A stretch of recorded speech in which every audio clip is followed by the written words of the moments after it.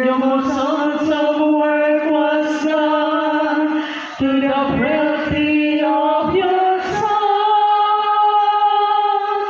El Shaddai, El Shaddai, El Elyon Adonai. Each the way you're still the same by the power of the name. El Shaddai, El Shaddai, Ergamon Adonai. I will praise you till I die. El Shaddai, El Shaddai, El Shaddai, El Elyon Adonai. Each the way you're still the same by the power of the name. El Shaddai, El Shaddai, Ergamon Adonai. I will praise you till I die. El Shaddai. Ooh, I will praise you till I die. El Shaddai. Praise God, hallelujah. Sa ngalan ng Ama, ng Anak at ng Espiritu Santo. Amen. Ama naming Diyos na makapangyarihan sa lahat, Yahweh, salamat sa pagkakataong kami po'y muling nagkatipon at makapakikinig ng iyong salita sa gabing ito. Hayaan nyo na minsan pa'y mangusap ka sa bawat isa sa amin at kami po'y biyayaan ng karunungan na nagmumula sa iyo. Buksan ang aming pangunawa at hayaan niyo po na kami po ay maliwanagan sa pamamagitan ng iyong mga salita. Turuan niyo rin kami, Panginoon, na makalaya sa mga pagan practices, Panginoon, na naka-impluensya po sa aming kaisipan at ang mga baluktot naming paniniwala ay maituwid sa pamamagitan po ng iyong mga salita. Hayaan niyo po na mangusap ka sa bawat isa sa amin, anumang pong mga hadlang, anumang pong mga kabigatan sa aming mga puso, inyo pong hawiin nang sa gayon kami po'y makapakinig ng maayos. At dalangin din namin ang pagkilos ng Espiritong Banal na siyang manguna at maranasan namin sa gabi ito. Sa iyo po ang lahat ng kapurihan at salamat sa pangalan ni Jesus, sa ngalan ng Ama, ng Anak at ng Espiritu Santo. Amen. Sige po, palakpakan po natin ang ating Diyos na buhay. Praise God. Kung kayo po ay may dalang Biblia, kayo po ay aking inaanyayahan na ito po ay buksan sa Ebanghelyo ng ating Panginoon ayon kay San Lucas, Kabanatang 20, talatang 37 hanggang 38. Luke chapter 20, verse 37 to 38. Maging si Moises ay nagpapatunay na muling binubuhay ang mga patay, sapagkat sa salaysay tungkol sa nagliliyab na mababang puno, ang Panginoon ay tinawag niyang Diyos ni Abraham, Diyos ni Isaac at Diyos ni Jacob. Ang Diyos ay hindi Diyos ng mga patay, kundi ng mga buhay. Sa Kanya ay nabubuhay ang lahat. Mga minamahal kong magulang at kapatid, ito po ang mabuting balita ng ating Panginoon.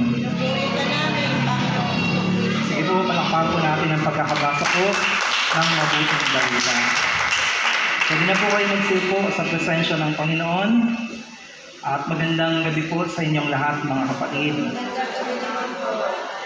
Ang ating pong gospel sa darating na linggo ay Mark chapter 12 talaga.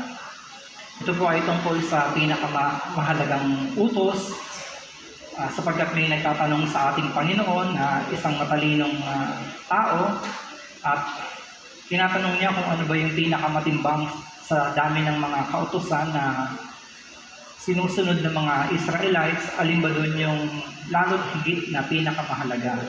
At merong isang taong sumagot doon na ang pinakamahalagang utos ay ibigin mo ang Diyos ng buong mong puso, isip at kaluluwa. Ibigin mo rin ang iyong kapwa gaya ng pag-ibig mo sa iyong sarili. So yun po ang gospel natin po sa darating na Sunday.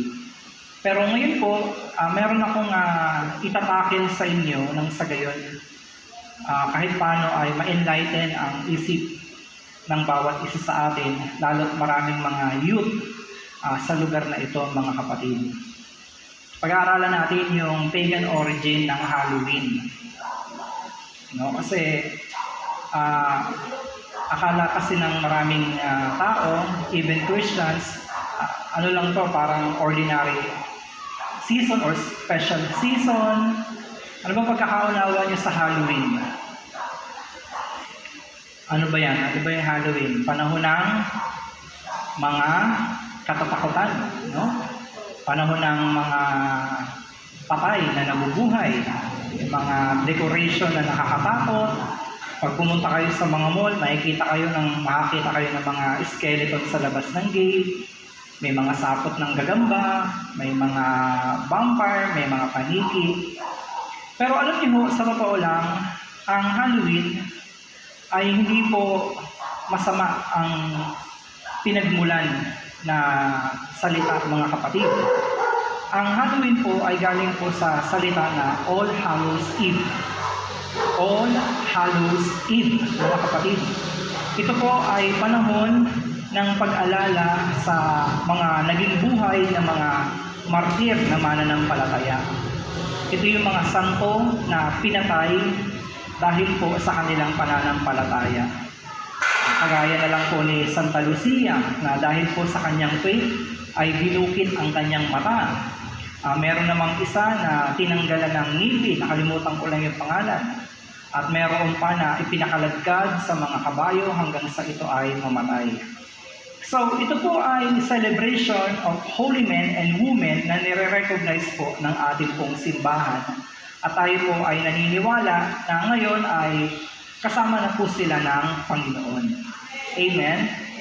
Now, yung All Hallows Eve, paglipas po ng panahon ay naging Halloween, mga kapatid. Nang ang mga Kristiyano po ay nag-move na sa Europe. Ang Europe po kasi, nagkulay po dyan yung mga indigenous pagan culture. Meron sila dyan mga festival, mga pagan festival na sineselebrate bilang pagkilala kay Samhain na isang Diyos ng kamatayan, mga kapatid. So, ito pong mga pagan holidays na ito po yung kinokontra ng mga early Christian nang sa gayon, yung mga tao po na nagpa-practice nito ay maliwanagan po sa pamamagitan ng salita ng Diyos. So the intention is to counter the pagan influence at nang sa gayon makapag-provide po ng alternative na sa halip na ito yung sineselebrate yung holiday, ay meron kaming araw na ginugunita para sa mga santo o sa mga banal. Na yun ang dapat sineselebrate, hindi yung mga katatakutan, mga kapatid. So, mahalaga po itong maunawaan. Lalo't maraming mga tao na akala nila ito ay mga katuwaan lang, simpleng pag-make-up ng mga nakakatakot, mga gruesome looks or image. Pero alam niyo, meron itong satanic influence sa mga taong nakikilahok sa ganito pong klase ng mga practice. So, saan po ba nagsimula itong Halloween na ito? Ito po ay nag-originate sa mga tinatawag na Celtic people. Galing po sa Europe, so iba-ibang mga... Pag sinabi kasing Europe, iba't ibang bansa po ang nandyan. Amen?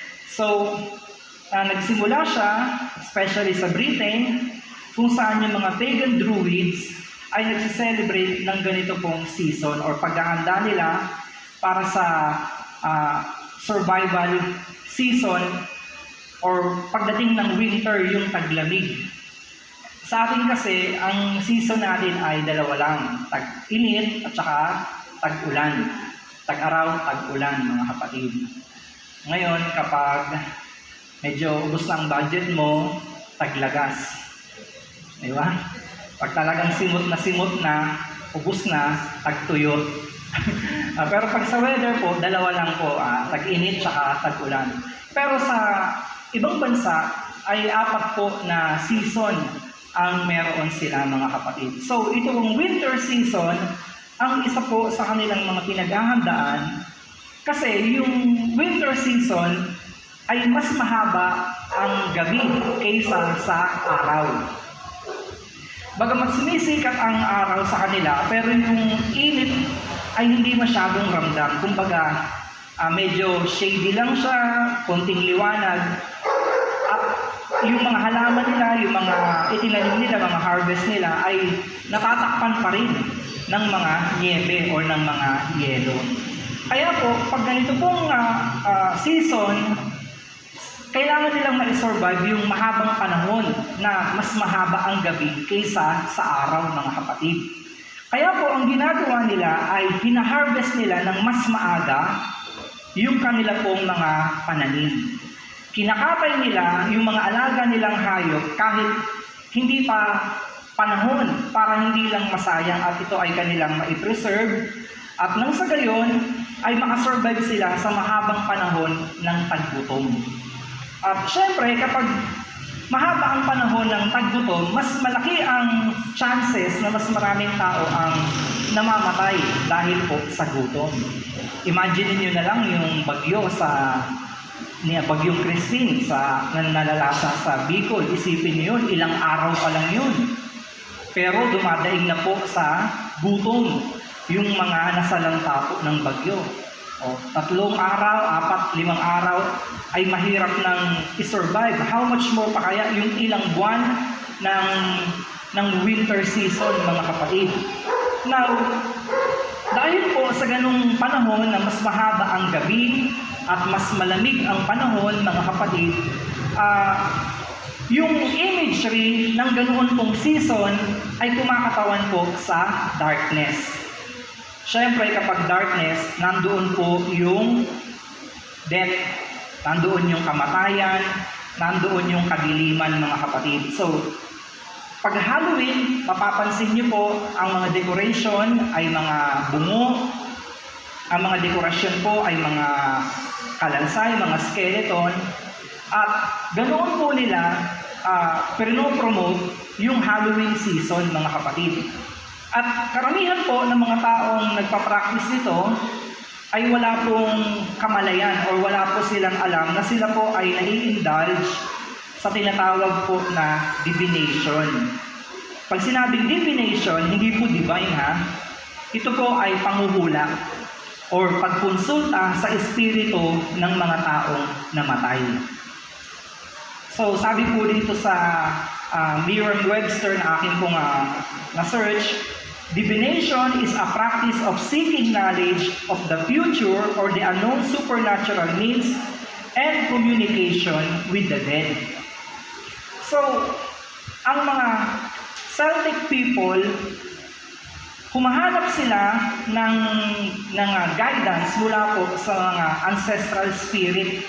Pag sinabing ancestral spirit, naniniwala sila na pwede silang makahingi ng guidance doon po sa kaluluwa ng mga namatay na nilang kamag-anak o mga ninuno, mga kapatid. So ano po yung mga sinisik nila na knowledge doon po sa mga espiritu na yun? Whether it regards weather forecast, kung ano yung magiging lagay ng panahon sa susunod na linggo, buwan o taon, and then kung magiging maganda ba yung crop harvest, and even romantic prospect ay isinasangguni nila sa mga espiritu ng mga namatay na kamag-anak. Amen? Isipin nyo, pati yung magiging result ng pag-ibig, isinasangguni pa sa espiritu. Pwede mo naman tanungin yung nililigawan mo kung may pag-asa ka bang sagutin eh. Bakit yung kaluluwa pa yung tatanungin mo? Di ba ho? At sila ay naniniwala na kaya nitong makapag-provide ng guidance. Pwede nilang sabihin kung sa ganitong season ay aanin sila ng masagana o hindi. Kaya po, hindi nila namamalayan na sila po ay na-influensyahan ng tinatawag na occultism. Amen? Occultism, divination, at naniniwala sila na ang mga espiritong ito, kapag hindi mo na-provide yung kanilang hinihingi na treat, ay pwede ka nilang i-harm, pwede ka nilang saktan, pwede ka nilang i-hump, pwede ka nilang bulabugin. Amen? Naniniwala ang mga Celtic people na ang mga spirits na ito ay mga earthbound, ibig sabihin, pagala-gala. At hindi sila aalis hanggat hindi mo na ibibigay yung treat o yung offering na kanila pong hinihingi. Kagaya ng kayamanan, pagkain at inumin, mga kapatid. So, dyan po mag-originate yung sinasabi nila na trick or treat. Diba? Pag di mo trinit, ititreat ka nung spirit na yon, mga kapatid. Now, ano ba yung mga treatment spirit?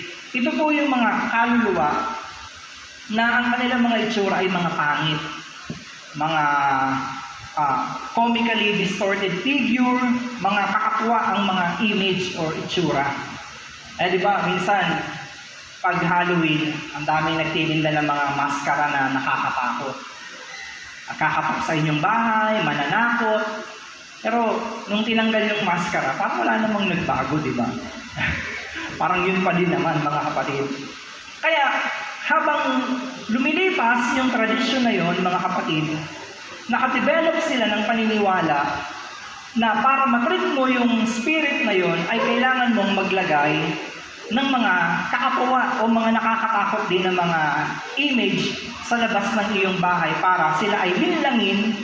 Kunyari, maglalagay sila ng tinatawag na pumpkin o yung tinatawag na jack-o'-lantern, yung kalabasa na inuukaan ng mata at bibig, tapos lalagyan mo ng kandila. Ang paniniwala nila doon, pag naglagay ka ng ganon sa iyong bahay, nagsabit ka ng ganong mga lanterns na kalabasa, ay manilin lang mo yung spirit na, ay, hindi ko nagagambalain to, hindi ko na-interpret to kasi andyan naman yung kabaro ko eh. Kaya ano po ang naging bunga po nito, mga kapatid? Mas lalong na-highlight yung darkness, yung katatakutan, paglipas po ng panahon.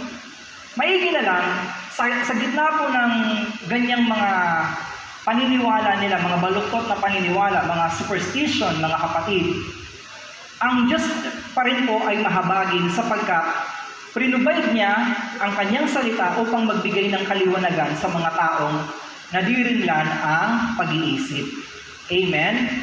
Sabi po sa Deuteronomy 18:10-13, "There shall not be found among you anyone who uses divination, or the one who practices witchcraft, or the one who interprets omens, or a sorcerer, or a one who casts a spell, or a medium, or a spiritist, the one who calls up the dead."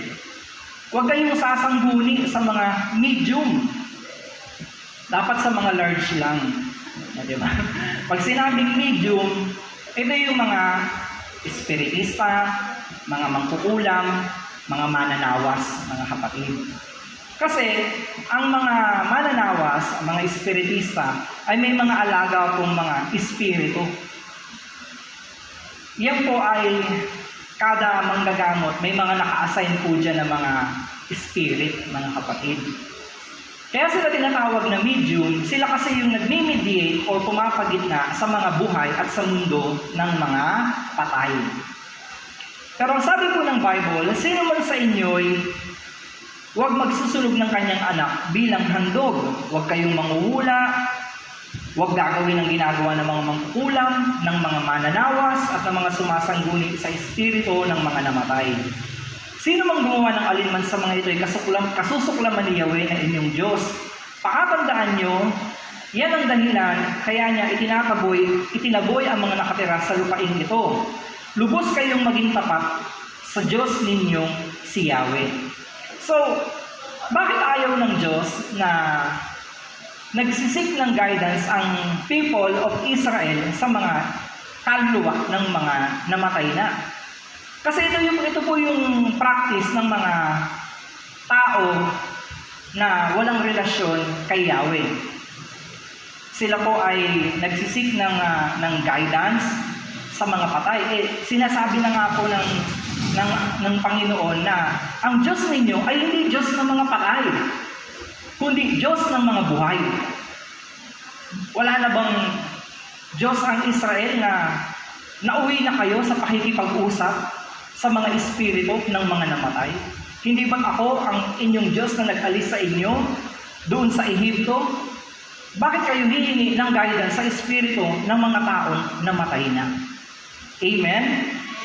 Meron pong sinabi si Isaias, hanapin ko lang po Ang sabi niya po dito, Isaiah 8:19-20, when someone tells you to consult medium and spiritists who whisper and mutter, should not a people inquire of their God?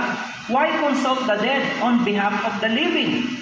Consult God's instruction and testimony of warning. If anyone does not speak according to His word, they have no light of dawn. Sabi sa Tagalog, nasa inyo, kapag may nagsabi sa inyong sumangguni kayo sa mga espiritu ng namatay at sa mga manghuhula, hindi ba dapat sumasangguni ang mga tao sa kanilang Diyos at hindi sa patay? Ganito ang inyong isasagot, nasa inyo ang aral at tagubilin ng Diyos. Huwag kayong makikinig sa mga sumasangguni sa espiritu, ipapahamak lamang kayo ng mga iyon. Amen? Kasi po, yung mga pinaniniwalaan nilang mga ancestral spirit, ang totoo po, hindi talaga yun yung kaluluwa ng mga kamag-anak nilang namatay. Yun po ay mga evil spirit na nagpapanggap na kamag-anak nila. Or sa ating pong mas familiar sa atin, ito po yung tinatawag ng mga familiar spirit. Kunyari, may namatay kayong mahal sa buhay, biglang sasabihin mo, ay, nagpakita sa akin si mamang, nagpakita sa akin si tatay. Pero hindi po yun yung tatay nyo, hindi po yun yung mamang ninyo. Yun po ay mga familiar spirit na kinokopya ang image ng mga yumauna ninyong mahal sa buhay, upang ito po ay makapanglinlang. Amen, mga kapatid?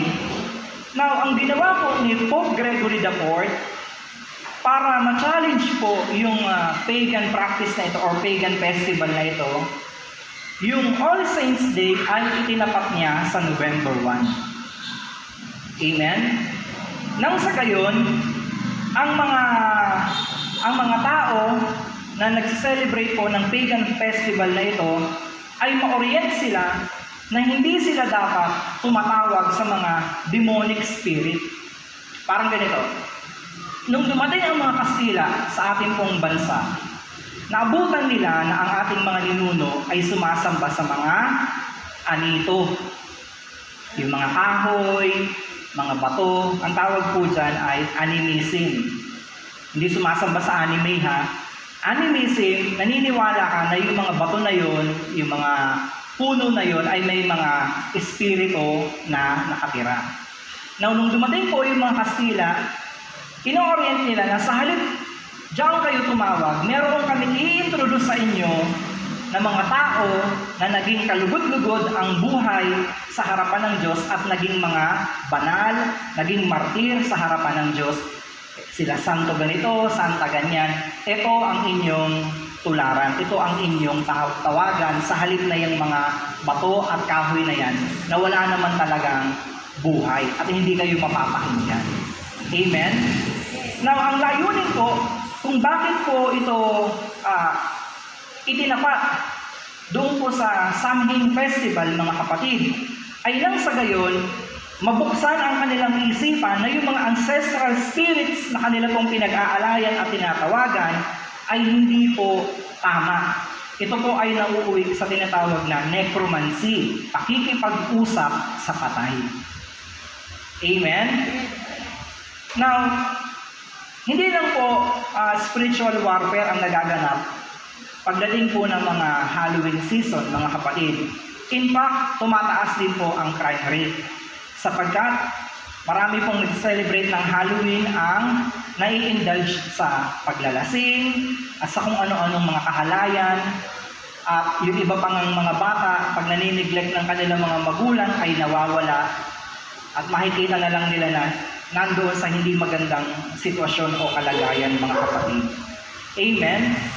Kaya nga po, sa mga sementeryo, pinagbabawal na yung pagdadala ng mga inumin, mga alak na nakakalasing, pati na po yung pagpapatugtog ng malakas Kasi kapag November 1, ang inaalala mo ay yung sacredness ng mga taong naging mabuti, naging banal at lumakad ng matuwid sa harapan ng Diyos, hindi yung mga bagay na nakakatakot. Amen?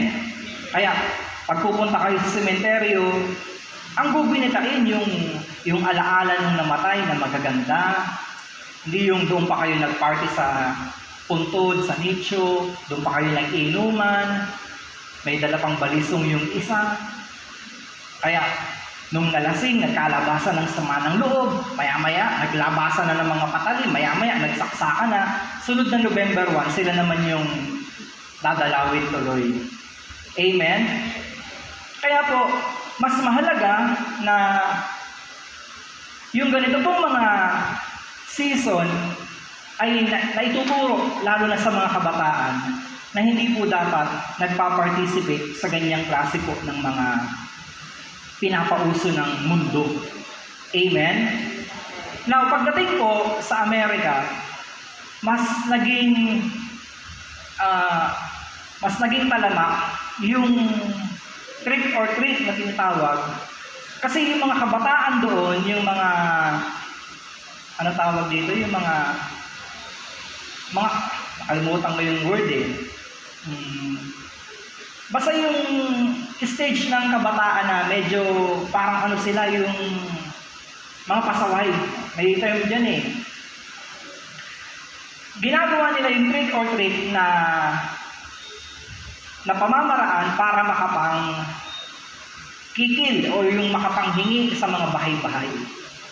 Kapag di mo sila binigyan ng treat o di mo binigay yung gusto nila, ang gagawin po ng mga kabataang ito ay babatuhin nila yung bahay ng may-ari, babasagin yung mga bintana, at kung ano-anong mga hindi kaaya-ayang gawain. Kaya po, yung mga nakatira doon, ang ginagawa nila para hindi sila gambalain ng mga pasaway na mga kabataan na ito na nagtitrick or treat, naglalagay na lang sila ng mga candy sa labas or mga inumin, mga alcohol, mga pagkain, nang sa gayon hindi na sila balikan ng mga gang, ng mga grupo ng mga kabataan. And paglipas po ng marami pang panahon, hindi na lang basta yung jack-o'-lantern ang nagiging simbolo ng Halloween. Dahil po sa mga Hollywood movies na naisali na rin po yung mga imahe nila Dracula, nailagay na rin po yung image ng mga mummies, pati ng mga werewolves, mga kapatid. Wala silang aswang, sa Pilipinas lang yan. Wala rin silang wakwak, mga kapatid. Tsaka sa kanila, yung itsura ng goblin, hindi tiyanak. Ang goblin kasi tiyanak. Sa kanila, ang tiyanak, ang goblin sa kanila, malaki na. Sa atin, baby pa lang. So, yan kanya-kanya kasi ng mga pinagmulan na mga kwento, mga kapatid. Now, ano po ang dapat na maging response ng isang Kristiyano pagdating po sa Halloween, mga kapatid? So, meron pong iba na akala nila, dahil nga napapanood sa TV, nakikita sa mga mall, sa mga office, yung mga decoration ay okay lang tanggapin, wholesome naman eh, wala namang problema eh, katuwaan lang naman. Pero alam niyo ho, kahit yun ay mga simpleng decoration, kahit po yun ay mga simpleng mga palaro or mga trick, mga kapatid, yan po ay mayroon pa rin satanic influence na nakaka-apekto po sa pag-iisip ng mga taong nai-involve sa ganon. Parang yung kapatid ko po, nag-aaral siya sa may Sagad Pasig. Naglaro sila ng mga classmate niya ng Spirit of the Glass. Hindi ko malaman kung saan nanggaling yung Spirit of the Glass, basta may nagdala. At sila ay naglaro, so ginulong-gulong yung baso. Akala nila, merong isa sa kanila na gumagalaw. Hindi nila alam, talagang meron ng espiritong gumagalaw. Kaya ano po ang nangyari? Pag uwi nila, ay meron na silang kanya-kanyang baon, uwi na evil spirit na sumasanib na sa kanila. So, ganun din po sa pakikilahok sa mga Halloween festival, mga Halloween season. Akala mo katuwaan lang, pero unti-unti nakapagbubukas ka ng puwang sa kaaway para siya ay papasukin. Amen? Kasi ang gawa ng kaaway, hindi niya naman ilalantad ng ng talagang hubad na kapahamakan eh. Magpe-present lang siya. Una, parang gimmick lang. Una, parang mga katuwaan lang. Para syempre, hindi ka naman masyadong matakot. Amen? And then kapag nakahanap na siya ng butas, unti-unti niya po yung palalakihin. So, ano po ang dapat na maging respond ng mga Kristiyano, ng mga mananampalataya? Christians should not respond to Halloween like superstitious pagans. Bakit po? Sapagkat nakakapakinig na tayo ng salita ng Diyos at hindi tayo dapat namumuhay o umaayon sa gawa ng sanlibutan na ito. Iba yung ating gawi. Lumalakad tayo dapat ng nasa liwanag. Amen? Tayo po ay mga enlightened na mga kapatid. Alam niyo ang kaaway kasi, para siyang kagaya ng sinasabi ni Pedro, the devil is like a roaring lion waiting for someone to devour. Naghihintay lang siya ng isang masisila. Amen? Naghihintay lang siya ng pagkakataon, mga kapatid. Kaya, kahit ikaw ay believer, kung ikaw naman po ay nakikisali at nagsasabit din ng mga kalabasan, ng mga paniki sa iyong bahay dahil Halloween season, at yung mga anak mo, apo mo ay pinapasali mo sa mga Halloween party sa kanilang school, hindi mo namamalaya na nagkakaroon ng flow ang kalaban sa buhay ng mga anak or apo mo. Hindi mo sila dapat yan pinapa-participate, mga kapatid. Another thing, Christians should respond to Halloween with cautionary wisdom. Dapat po, tayo ay maging matalino. Dapat meron tayong discernment na, hindi ito galing sa Diyos, galing na sa kaaway. Kaya nga po, ang ginagawa po ng ating simbahan, pinaparada yung mga kabataan na nakasuot ng pangsanto at pangsanta, mga pang-saint. Kung si Mama Mary, Saint Joseph, Saint Matthew, o kung sino pa man, hindi yung mga nakakatakot na mga itsura. Diba? Kasi, sa halip na turuan ng mga magulang, yung magulang pa yung nag-uudyok. Kasi gusto rin pumera. Sige nga. Minsan kasama pa yung nanay. Kasama pa yung tatay. Sipin mo, ang cute-cute ng anak mo, titintahan mo ng itim. Tapos, mag-happy Halloween kayo, pupunta kayo sa mga iski-iskinitang madilim. Kinulayan mo ng itim yung anak mo. Mamaya, di mo na nakita. Ang dilim-dilim. Buti na lang, sinuotan mo pa ng diaper. Kaya nung nandun sa may dilim, kaalam mo, lumulutang yung diaper. Yung pala, anak mo na pala yun. Di ba ho? Sa halip na turuan natin ng katinuan, minsan yung mga lolo, lola pa ang bumibili ng mga headband na may mga sungay-sungay na umiilaw. Hindi dapat. Amen? Kasi, ang mga kabataang yan, kaya sila po ang laging target ng kaaway. Kasi innocent sila eh. Hindi nila alam kung masama ba yun.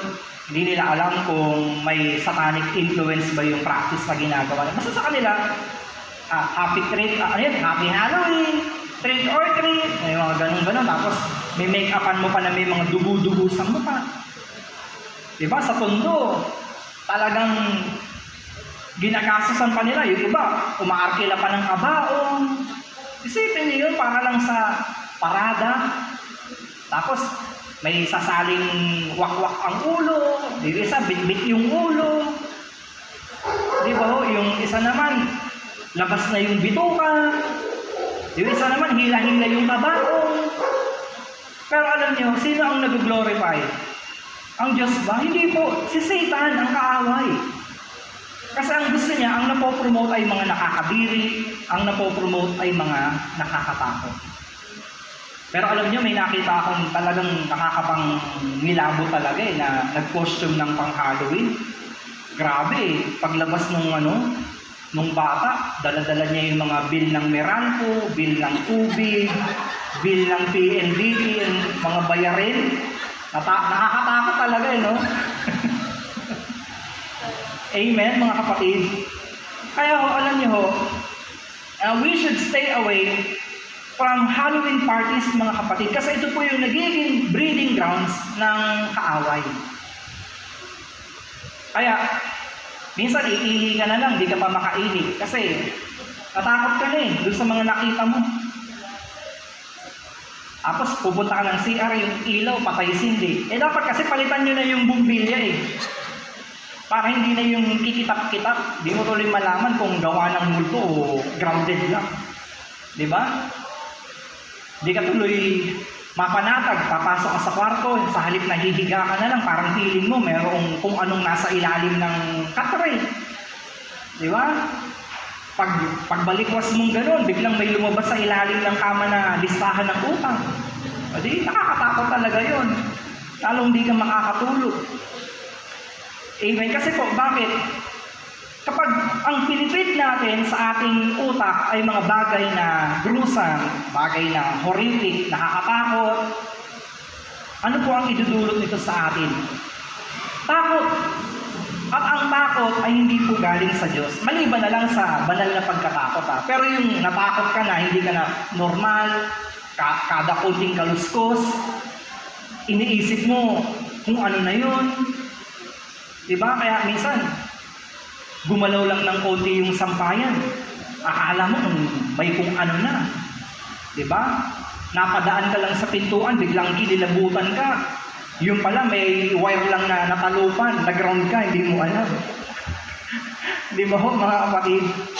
Kaya sa halip na magkwentuhan ng mga bagay na nakakatakot, ito po ay magandang opportunity rin para pag-usapan po ang gospel. Amen? Ang mga bata, sila ay ino-orient sa liwanag, hindi po sa gawa ng kaaway at sa kadiliman. Hindi nila dapat kalakihan na nanonood ng mga horror films. Amen? Kaya tingnan nyo yung bata, traumatic. Kasi yung napapanood Tapos, magti-trick or treat, regaluhan mo ng mga candy na paniki, regaluhan mo ng yung parang laruan na may bumubulwak na mata, may bumubulwak na ilong, na dila, minsan titus. Sa halip na ganun ang mga ibigay mo, pwede ka namang magregalo sa mga nagti-trick or treat Ang ibigay mo ay, halimbawa, pagkain. Tapos, kung meron kang flyers or maliliit na sticker na may mga biblical verses, ibigay mo. O yan hindi ka dapat nakiki-indulge sa ganyang mga practices. Diba? Ito, bibigyan kita ng candy. May kasama pang panyong El Shaddai. O kaya, gusto niya, yung ibigay niyo, langis. O ito, 15. Binentahan mo patuloy, di ba? Pero yung, para bang magtitiri ka pa ng kandila, hindi po maganda Di ba? Isipin nyo, sa mga sementeryo, yung iba, nag-e-effort pa magdala ng tinapay, ng gardenia, ng cake, ng spaghetti, ng kalamay. Pag alis nyo yung mga taga-ron, kala mo nag-grocery. Nakaipunan ng mga inumin, nakaipunan ng kape. Di ba ho, mga kapatid? Kaysa ino-offer niya sa mga patay na hindi naman na nila makakain o maiinom yun, ibigay nyo na lang talaga sa buhay. Amen? At bigyan nyo ng mga biblical things. Gusto nyo, bigyan nyo ng bracelet na El Shaddai. Ito ay maganda rin pagkakataon para sila po ay ma-enlighten po ng salita ng Diyos. Amen? At hindi natin dapat pinopromote ang gawa ng kaaway. Amen, mga kapatid? So, Christians should respond to Halloween with gospel compassion. Kasi po yung mga tao na hindi naliliwanagan patungkol po sa salita ng Diyos, ang naghihintay sa kanila ay kapahamakan Alam niyo ba na ang impyerno ay dinisenyo sa mga minions ni Satan, sa mga evil spirit, sa mga halimaw, at ang ginagawa nila, para tayo ay madamay, nililin lang nila tayo, mga kapatid. Pero sa totoo lang, ang impyerno ay create hindi para sa mga tao, kundi para sa mga kaaway ng Diyos kay Satanas at sa kanyang mga alagad na demonyo. Amen po? Sabi po ng Hebrew 10:27, ang naghihintay na lang ay ang kakilakilabot na paghuhukom at ang naglalagablag na apoy na tutupok sa mga kaaway ng Diyos. At kabilang na po dyan, yung mga medium, yung mga sumasangguni sa espiritu ng patay. Amen? Alam niyo, minsan, meron kasi tayong mga paniniwala na, hindi, doon ka magpagamot, magaling yun. Pag nakakita yung apo mo ng duwende, tinatanong mo pa kung anong kulay, ano bang kulay ng duwende yung nakita mo. Puti ba? Pag puti, mabait yun. Pag pula, naka-red horse yun. Diba? Pag itim, ako, nakakatakot yun. Wala yun sa kulay. Yun ay pare-parehong minions, yun ay pare-parehong pong evil spirit. At may intensyong manlinlang. Actually, hindi lang naman tuwing, hindi lang naman tuwing Halloween, umaatake ang impluensya ng kaaway. Halos araw-araw, binubomba ang mga kabataan ng mga napapanood sa TV. Halimbawa na lang, yung mga Disney fictional characters. Kagaya halimbawa ng Beauty and the Beast, parang sinasabi, okay lang na makipagrelasyon ka sa mukhang kapre. Okay lang na magmahal ka ng halimaw as long as mabuti yung kalooban. Mga ano yan mga distortion yan mga kapatid. Na kung makakita ka ng mga duwende, okay lang. As long as kasing puti mo si Snow White. Diba? Pero yan po ay gawa at impluensya ng kaaway. Even Peter Pan. Alam niyo ba kung babasahin niyo yung talagang author ng Peter Pan? Si Peter Pan ay evil spirit. Kinukuha niya yung mga bata at dinadala niya sa kanyang mundo. At ibabalik niya pag matanda na. Kagaya ng ginawa niya kay Wendy. Ninanakaw niya yung mga kabataan sa mundo, dadalhin niya sa kanyang sariling mundo. At kapag hindi niya nakasundo, nagiging kaaway niya. Diba si Captain Hook, kaaway niya, tsaka yung mga pirata. Yun yung mga kaluluwa ng mga kabataang ninakaw niya at dinala niya sa kanyang daigdig na hindi na rin nakabalik hanggang doon na sila mamatay. Anong ginawa niya nung matanda na si Wendy, tsaka niya binalik? Isipin niyo yung pag-aalala ng nanay ni Wendy. Nung nagkaanak si Wendy, bumalik ulit si Peter Pan, ang kinuha niya naman yung anak ni Wendy. May mga espiritu po na talagang nangunguha. Maliligaw ka na lang bigla sa gubat. Akala mo, isang oras ka palang naglalakad, yung pala isang taon ka nang nawawala. Akala ng mga mahal mo sa buhay, patay ka na, yung pala itinago ka lang sa ang pusod ng gubat. May mga ganun po talagang mga nilalang mga kapatid. At itong mga ito ay mas nagiging makapangyarihan kapag mas tinatangkilik sila. Amen? Kapag sila ay kinatatakutan, kapag sila po ay hinahandugan ng mga hinihingi nilang mga offering. Amen? So dapat talaga walang participation ang mga Kristiyano. Dapat manindigan tayo sa tama. Kung nagpa-pray over ka na sa preacher, hindi ka na dapat magpatawas. Kasi brother, nung pray over ako, parang di naman ako gumaling. Yung magpapawas, magaling. Pero alam niyo, may mga spirit nga kasi na naka-assign sa ganyan. Kunyari, nagpagamot ka, masakit ang ulo mo, di magpapatak ng kandila yun. Siyempre, pag medyo creative ka mag-imagine, anong nakikita mo? Parang aso, yan yung bumati sa'yo. Mas papatak na naman, anong nakikita mo? Parang tao. Yan, bumba yan, hindi ka nagbayad. Nabati ka, nausog ka. Kaya minsan, nagpagamot ka, nawala yung sakit ng ulo mo. Galing na, nawala yung sakit ng ulo ka. Pero paglipas ng ilang linggo,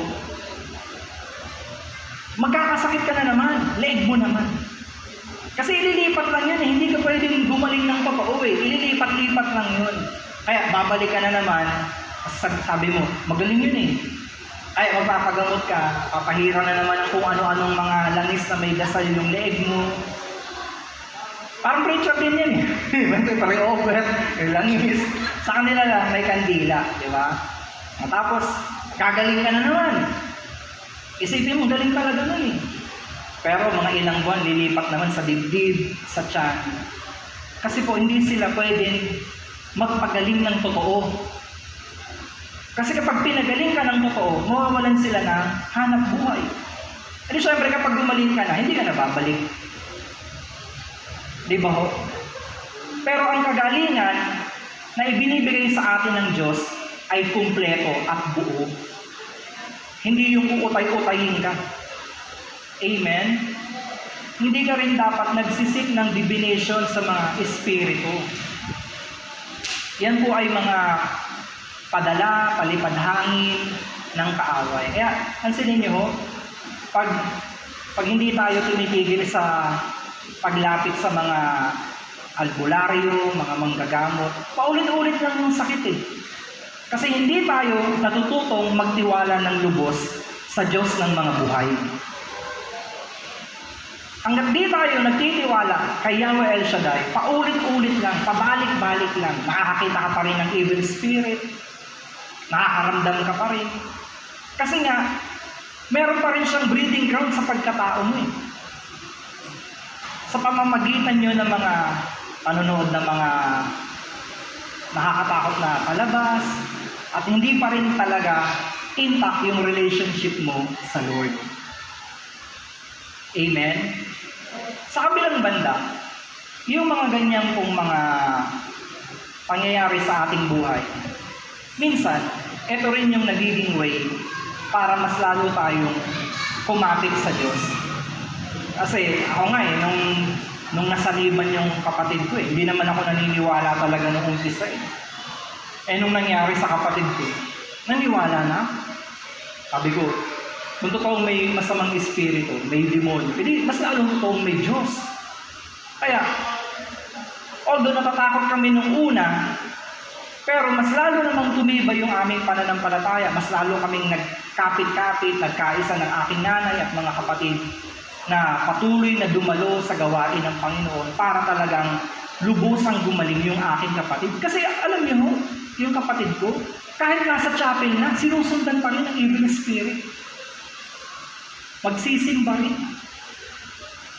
Tingnan niyo yung katabi mo. Nung umaattend kami sa isang prayer meeting, sabi ng kapatid ko, Kuya, nandiyan na naman. Sabi, sino? Yung gustong pumasok sa kanya. Pero hindi kami nagpatinag. Hanggang dinala namin sa ambel. Tapos, nung nandun kami sa stage, inahanap namin si Brother Dante sana para mag-pray over. Kasi siya pala yung kilala namin nun eh. Wala eh. May nagpresenta naman na, ewan kung Laguna preacher yun eh. Pero i-over niya yung kapatid ko, tsaka yung tubig, ipapainom niya. Alam mo yung ginawa ng kapatid ko, binalibag ng mineral water sa ulo yung disciple. Tumakbo yung disciple. Natakot. Pero hindi pa rin kami nawala ng pag-asa. Dinala namin kay Brother Mike sa Amorsolo. At doon na po, nung siya po ay nalihans ng punong lingkod, yung sabi ng kapatid ko na parang nakakubabaw sa kanya, ay biglang lumubay, biglang umalis, parang tumalsik. At simula noon, hindi na siya nakakakita ng mga evil spirit, hindi na siya nakakakita ng white lady. Kasi dati, kahit saan kami magpunta, kahit sa CR, lumipat kami ng bahay, laging meron at meron. Kasi nga, ano yan eh, mga minions, mga fallen angels na ibinagsak ng Diyos dito sa lupa, laganap talaga yan. At ang tanging proteksyon natin ay ang blood of Jesus. Amen? Meron niya ako napanood eh, nag-fasting siya. Gusto niya kasi makita kung gaano karami kung bakit ang tao nakakakumit ng crime, ng re-rape, nakakagawa ng mga masasamang bagay. Nag-fasting siya oh. Nung nag-fasting siya, yung kanyang spiritual eye ay bumukas. Nakita niya na sa himpapawid, napakaraming evil spirit. Mga principalities, yung mga masasamang hangin yung mga demonyong lumilipad sa kaulapan na halos masinghot, malanghap na mga tao na hindi nila namamalay. Ganun karami. Kaya po, ang trabaho nila ay mang-influence. Di ba ho? Minsan, ang tinutino mo naman, biglaan na lang konting provoke lang sa'yo, biglang gusto mo nang manapak, manakit. Kanina, okay ka naman, nakikinig ka pa sa preacher, biglang pag-uwi mo sa bahay, naabutan mong nakasabog yung mga pinagkainan, di man lang hinugasan, gusto mong mula sa pagiging Barney, gusto mong maging T-Rex eh. Di ba? Mula sa pagiging anghel, biglang parang gusto mong maging fallen angel, gusto mong magwala eh. Kasi nga, may mga satanic influence, may mga demonic influence. Pero lagi mo natin tatandaan na ang lahat ng ito na gawa ng kaaway ay napagtagumpayan na po ng ating Panginoon mula sa krus ng Kalbaryo. Amen? At hindi ka na dapat matakot. Hindi ka dapat matakot, hindi ka dapat mag-participate, sapagkat ang itinataas nating pangalan dito, pinaglilingkuran, ay hindi Diyos ng mga patay, kundi Diyos ng mga buhay. Tayo po ay magtayo sa presensya ng Panginoon. Gamitin mo, Panginoon, ang aming buhay upang maibalik ang tao sa piling mo. Hayaan niyo po na maging biyaya kami sa kanila at magamit namin ang aming mga natututunan upang ibahagi sa kanila ang katotohanan na kami po ay nilikha mo para sa iyo at hindi para sa kadiliman, hindi para sa mga kaaway. Sa iyo ang buhay, Lord. Sa iyo ang buhay ko, ito ay alay ko sa iyo. Ano man ang nais mo, O Diyos, ikaw ang siyang pag-asa ko. Sa iyo ang buhay ko, ito ay alay ko sa iyo. Ano man ang nais mo, O Diyos, ikaw ang siyang pag-asa ko. Gawin mo ang lahat sa buhay ko, sa tagumpay ng buhay. Ito'y mula sa pangako mo. Tulungan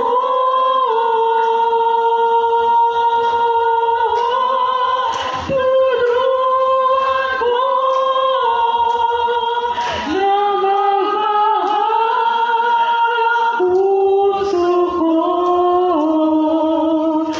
at ibalik ang tao sa piling mo. Gamitin mo kami, Panginoon. Gamitin mo ang lahat sa buhay ko,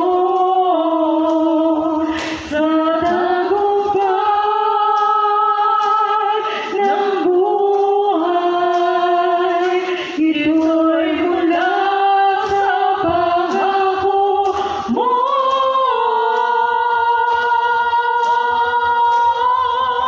Tulungan mo